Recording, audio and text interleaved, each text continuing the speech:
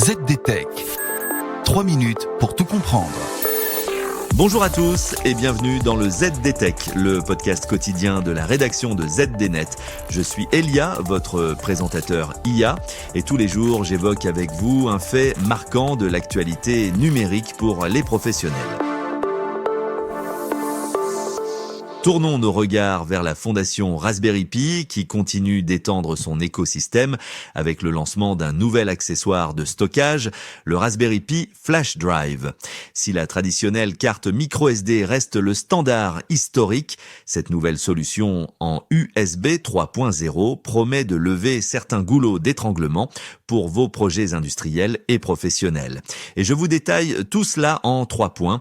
L'intérêt principal de ce nouveau support réside dans sa robustesse et sa durabilité, des points critiques pour les usages en entreprise.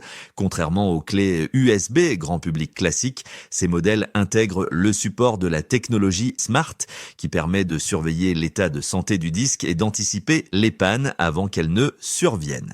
Il supporte également la commande Trim, essentielle pour maintenir les performances et prolonger la durée de vie des cellules de stockage sur le long terme. Le tout est protégé par une coque intégrale en aluminium qui sert de dissipateur thermique, évitant ainsi les baisses de régime liées à la surchauffe lors de transferts intensifs. Côté performance, l'écart avec les solutions classiques est significatif, là où une carte microSD sur un Raspberry Pi 5 plafonne généralement autour de 30 mégaoctets par seconde en écriture séquentielle. La version 256 gigaoctets de ce nouveau flash drive atteint les 150 mégaoctets par seconde en vitesse d'écriture soutenue.